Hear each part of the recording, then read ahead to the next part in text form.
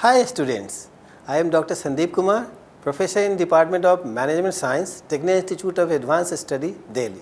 Here I am delivering the first lecture of the course Business Research. The objective of this course is to equip students with an understanding of the research process, tools and techniques in order to facilitate managerial decision making.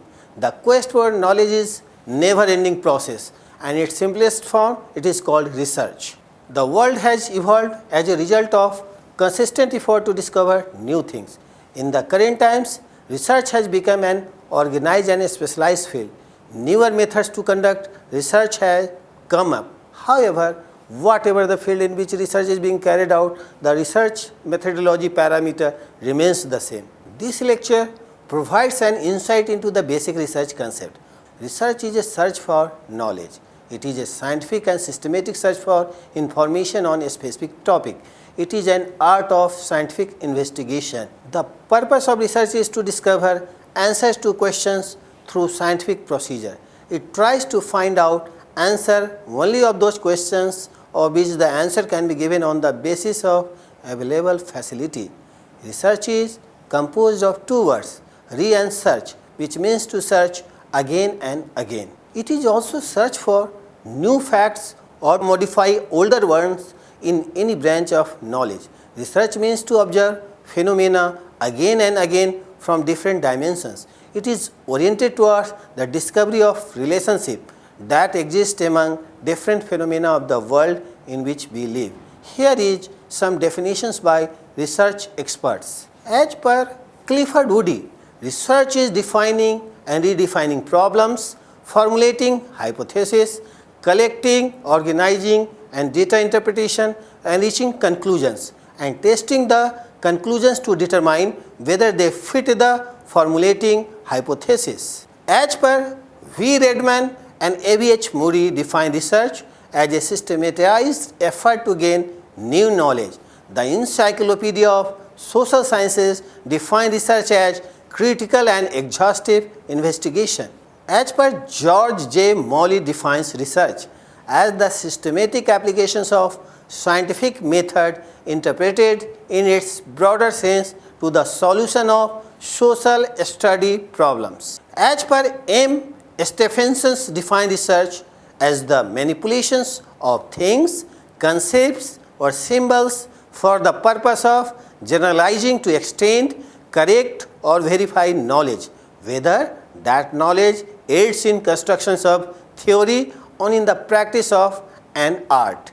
On the other hand, C.C. Crawford defined research as a systematic and refined techniques of thinking, employing specialized tools, instruments and procedures in order to obtain a more adequate solution of a problem than would be possible under ordinary means. It starts with a problem, collects data or facts, analyzes these critically and reaches a decision based on the actual evidence.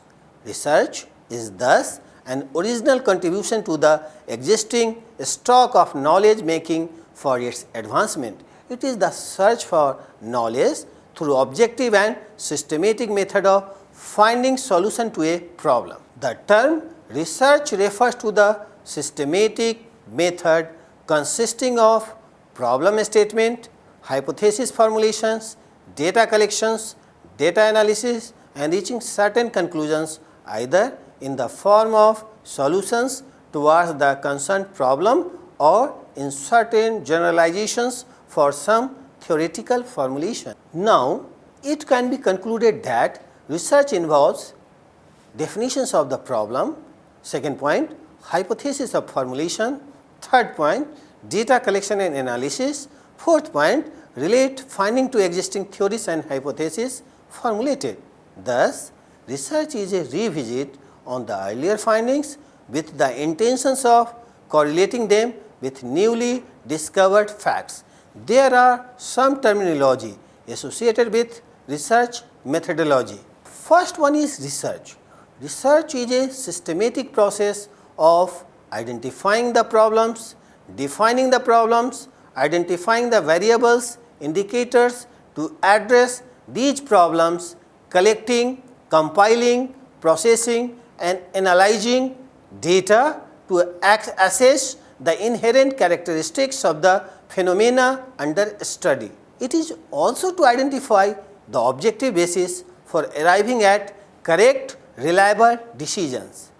The second one is methodology. Methodology is a combination of methods. The third term is a variable. Why variable? We mean the characteristics which can be measured and numerically expressed, and the magnitude of which varies from individuals to individuals, item to item. The fourth one is attribute.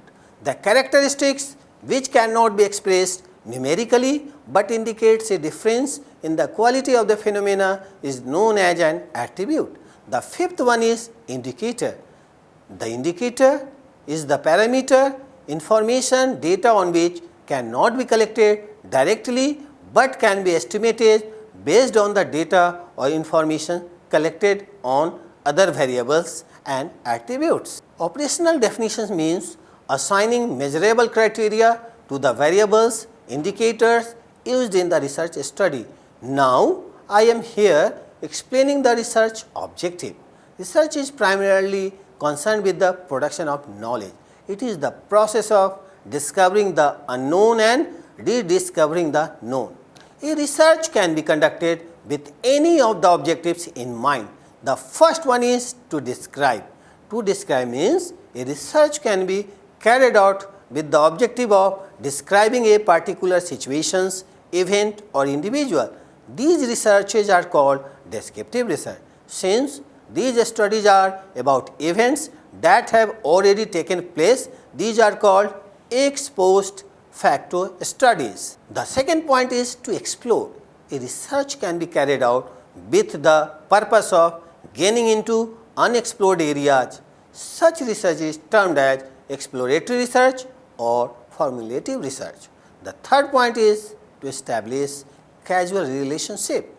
A research can be carried out with the objective of finding out causal relations between the independent and dependent variable. Such a research is called hypothesis testing research or empirical research. The fourth point is to diagnose.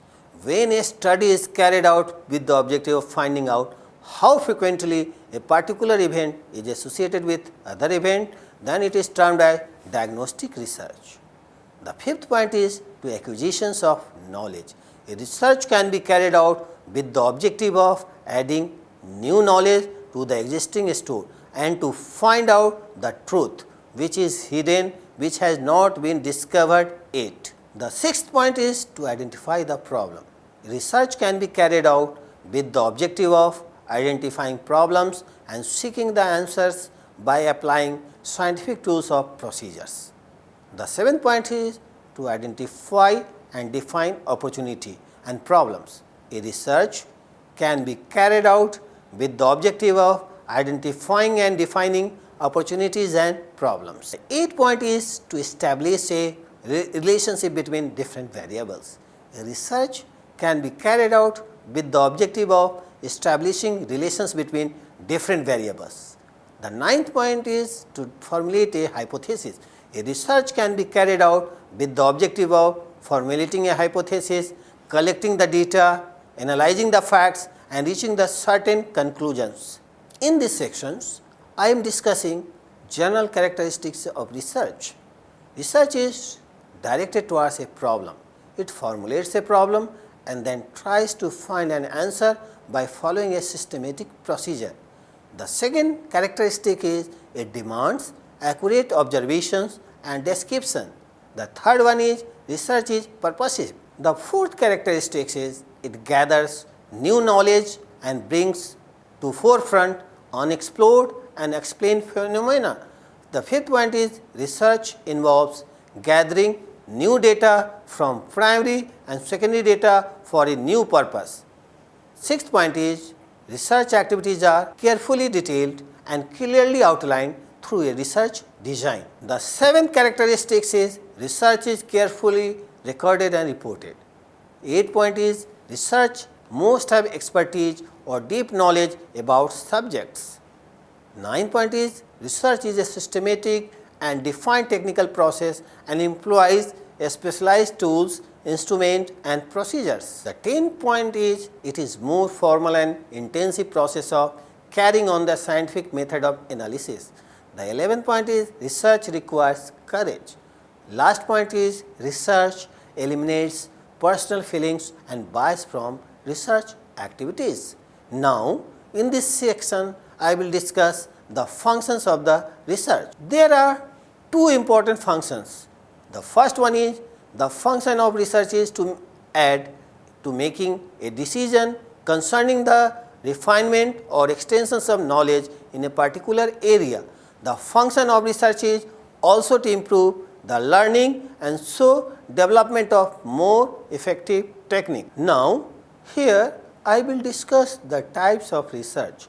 There are 8 types of research. The first one is basic research. The principal objective of basic research is to find information with a broad base of application and add to the already existing organized body of scientific knowledge. Gathering knowledge for knowledge sake is termed as basic, fundamental or pure research. It is an intellectual exploration and the outcome of such research may or may not have practical relevance. It is done with the intentions of overpowering the unknown. It is concerned with formulation and development of theories and also its generalizations. Research relating to pure mathematics or concerning some natural phenomena are instances of basic research.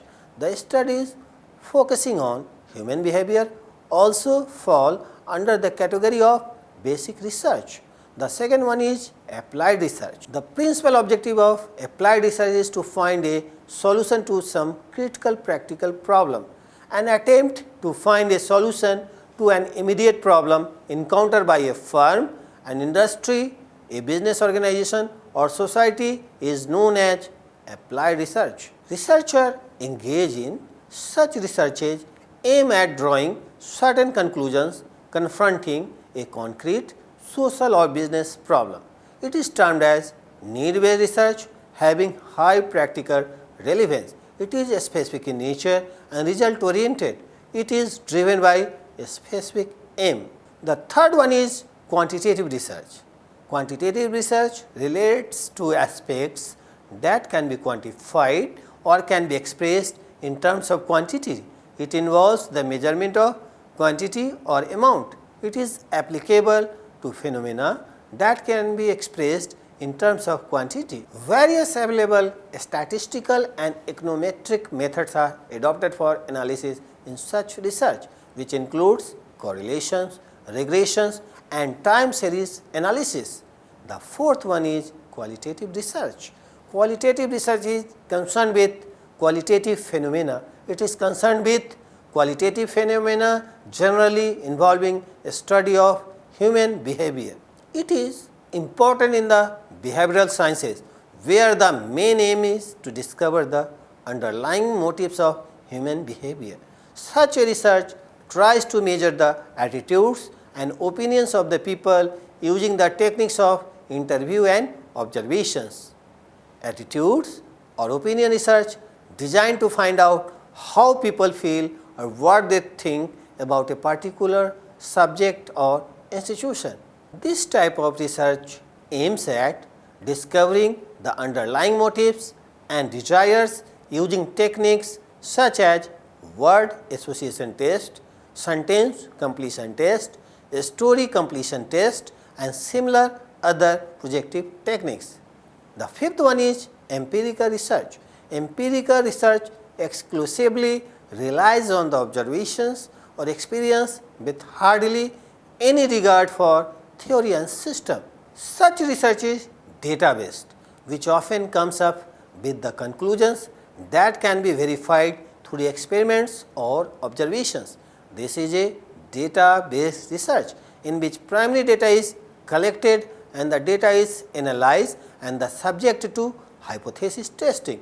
In this type of research, the researcher first formulates a working hypothesis and then gathers sufficient facts to prove or disprove the stated hypothesis. She formulates the experimental design which according to him or her would manipulate the variables so as to obtain the desired information. This type of research is thus characterized by the researcher's control over the variable under study. The sixth one is descriptive research. It consists of survey and fact-finding inquiries of different types. The main objective of descriptive research is describing the state of affairs as it prevails at the time of study. The term ex post facto research is quite often used for descriptive research, study in social sciences and business research. The most distinctive feature of this method is that the researcher has no control over the variables here. He or she has to only report what is happening, what has happened. The methods of research adopted in the conducting descriptive research are survey methods of all kinds including correlational and comparative methods. The seventh point is longitudinal research. This is the seventh type. Longitudinal research is spread over a long period. In this type of research, problem or phenomena is studied over a consecutive stretch of time. The next type is simulation research. This research involves the creation of an artificial environment which is very similar to real environment. Variables of the concerned research are manipulated and studied within the artificial environment. Now, I am discussing on research process. Research process consists of a series of steps required for effectively conducting research. The steps that provides usual procedural guidelines regarding the conduct of research are: first one, formulating and defining the research problem. The first and foremost stage in the research process is to select and properly define the research problem. In general, a research problem refers to unanswered questions that a researcher might encounter in the context of either a theoretical or practical situations which he or she would like to answer or find a solution to. The second step is literature survey.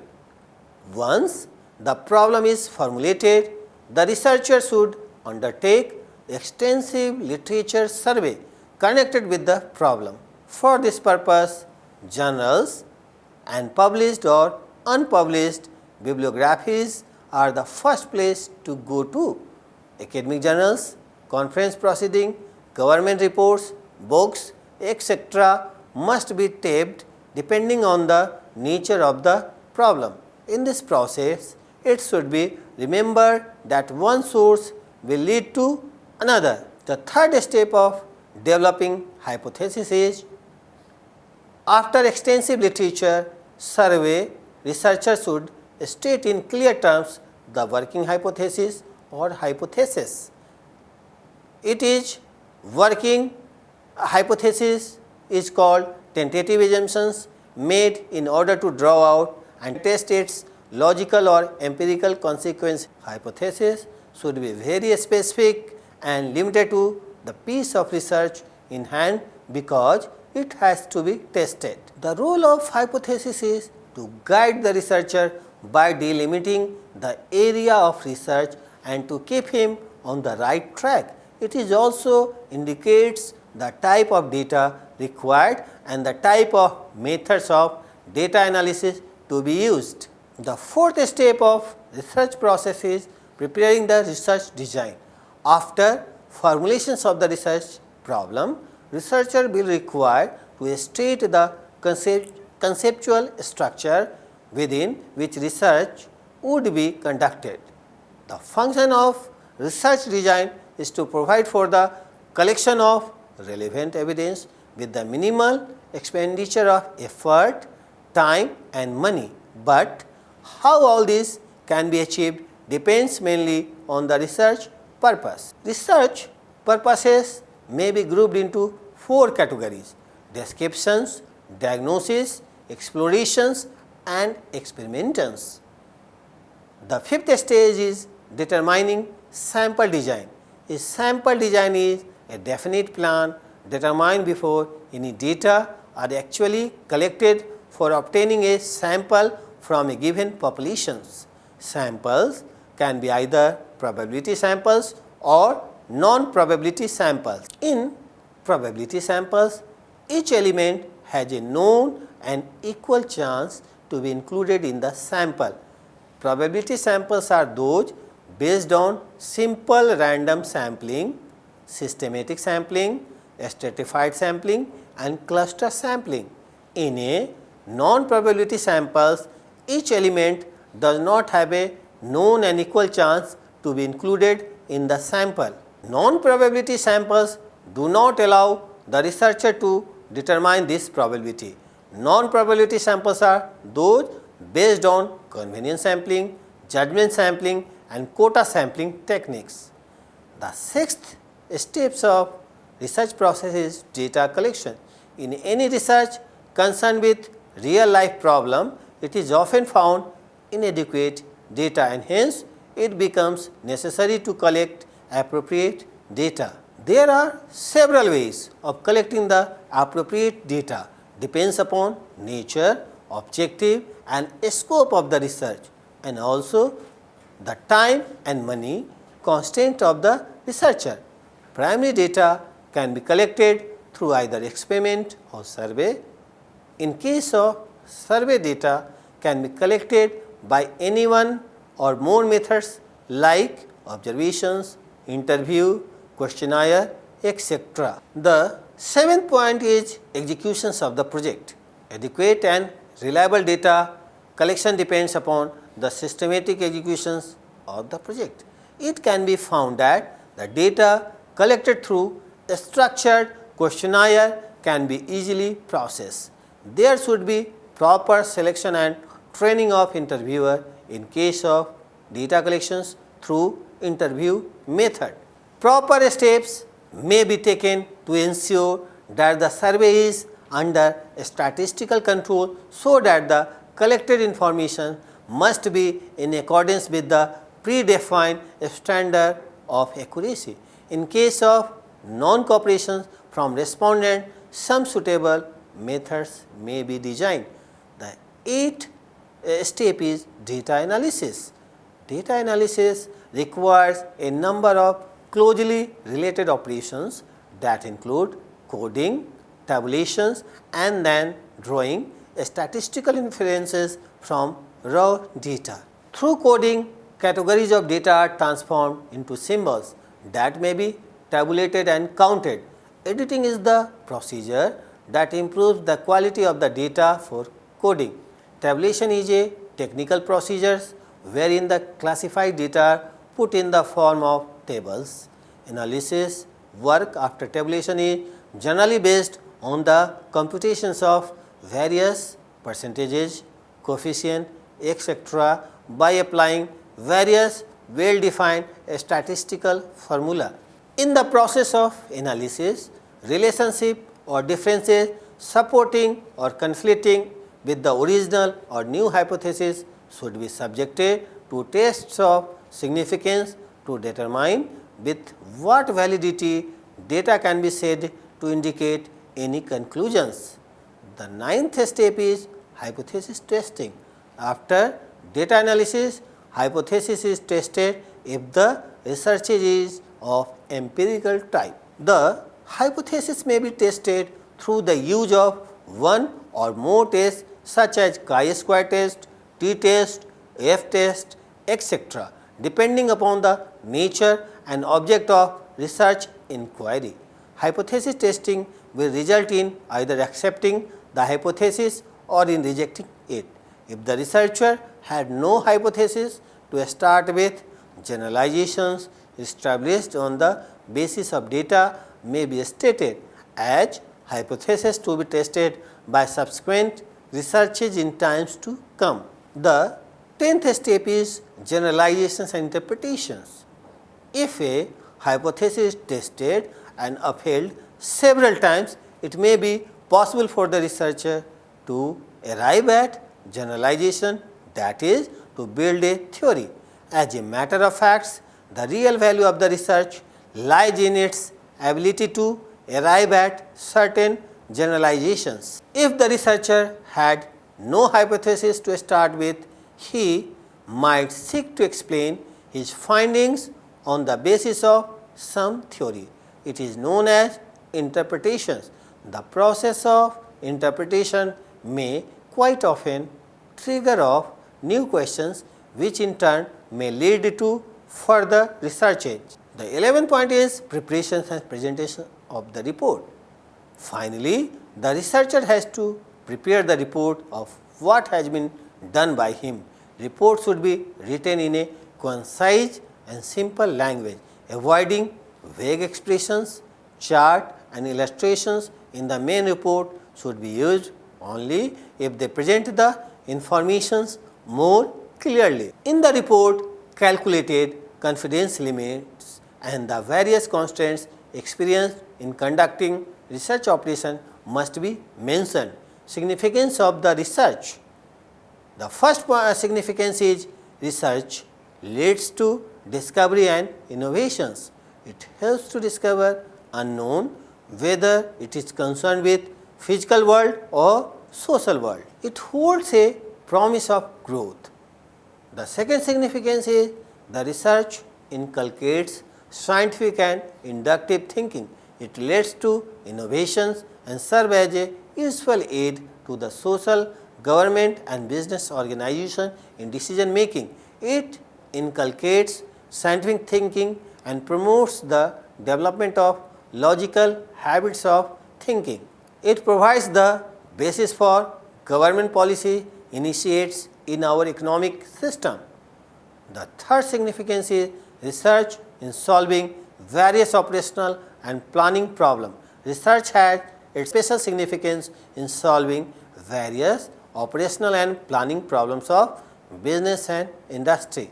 The complex nature of business and government has focused attention on the use of research in solving operational problems. Through research, we can devise alternative policies and can as well examine the consequences of each of these alternatives. The fourth significance is research aids in framing government policy.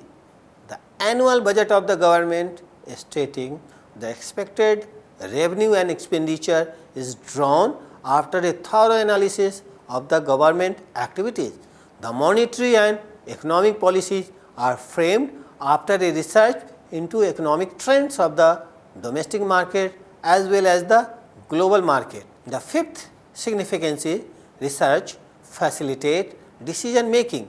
It inculcates the habit of logical and inductive thinking, thereby improving our decision making facilities. Decision making may not be part of the research, but research certainly facilitates the decisions of the policy maker. The sixth significance is research in allocation of natural resources. Research is considered necessary with regard to the allocation of nation's resources. It is necessary in collecting informations on the economic and social structure of the nation. Such information indicates what is happening in the economy and what changing are taking place. The seventh significance is collecting such statistical information is by no means a routine task, but it involves a variety of research problems. The eighth point is the research helps in ascertaining trends. The strength to face the future is based on our ability to make certain predictions about future. These predictions based on an analysis of past trend. The business cycles are predicted using a statistical technique like forecasting, index number, etc. The ninth significance is research plays important role in various sectors. Research is also concerned with the people engaged in agriculture, worker employed in various industry, also the size and nature of defense services. The 10th significance is research as a tool to government economic policy. It has three distinct phases of operation. The first one is analysis of economic structure through compiled facts and figures. The second point is identification of events and the analysis of the forces underlying them. The third one is prediction and projections of future developments. The 11th significance is research as a tool in solving various operational and planning problems. Operations research refers to the applications of mathematical, logical and analytic techniques to the solutions of business problems of cost minimizations or of profit maximizations or what can be termed as optimizations problems. It is used as a research tool in the various operational and planning decision making. The 12th significance is research as a tool in marketing research. Marketing research is the investigations of the structure and development of a market for the purpose of formulating efficient policy for purchasing, production and sales. Research with regard to demand and market factors has great utility in business. Given knowledge of future demand, it is generally not difficult for a firm or for an industry to adjust its supply schedule within the limits of its projected capacity. Next significance is research as a tool in business budgeting. Market analysis has become an integral tool of business policy these days. Business budgeting, which ultimately results in a projected profit and loss account, is based mainly on sales estimates, which in turn depend on business research. Once sales forecasting is done, efficient production and investment programs can be set up around which are grouped the purchasing and financing plan. The 14th significance is research as a tool in motivational research. What is motivational research? It is concerned with the determinations of motivations underlying the consumer behavior. The next significance about the research play important role in studying social relationship. Research in social sciences is concerned both with knowledge for its own sake and with knowledge for what it can be contribute to practical concerns. It is used in studying social relationship and seeking answer to various social problems. It provides the intellectual satisfactions of knowing a few things just for the sake of knowledge and also has practical utility for the social scientist to know for the sake of being able to do something better or in a more efficient manner. The next importance is research widely used in business organization. Research is carried out in all functional area of business organizations. First one, the concerned area of research in finance is merger and acquisitions, capital budgeting, sources of capital, exchange rate, fluctuation, risk management, etc. The second point is in human resource management can be carried out to study employee satisfaction, performance appraisal, absenteeism, turnover, etc. The third point is inventory costing, budget control, transfer pricing, tax management are some concerned area of research in accounting. The fourth one is in marketing research is carried out to study market trend, identify new market opportunities, consumer preferences and advertising effectiveness. The steps of scientific methods in business research. B. L. Golden has listed 10 steps of scientific method. These steps bring out the logical and hierarchical approach to business research. Step 1 is define the problem. Step 2 is the select the decision group. The step 3 is the identify issues and objectives. Step 4 is the develop the structure of hierarchy. Step 5 is the judge the importance of decision factor. Step 6 is the evaluate alternative. The 7th step report on results. The 8th step is check reasonableness. The 9th step is finalize choices, and the step 10 is documentation. Now, here I am discussing what should be criteria of good research. Scientific research, irrespective of the types of aspects, to satisfy the following criteria. The first one is the purpose of the research should be clearly defined. The research procedure used should be described in sufficient detail to permit another researcher to repeat the research for further advancement. The procedural design of the research should be carefully planned to yield results that are as objective as possible. The next point, the researcher should report with complete frankness flaws in procedural design and estimate their effects upon the findings. And the last, the analysis of data should be sufficiently adequate to reveal its significance, and the methods of analysis used should be appropriate. The validity and reliability of the data should be checked carefully. Conclusions should be confined to those justified by the data of the research and limited to those for which the data provide an adequate basis.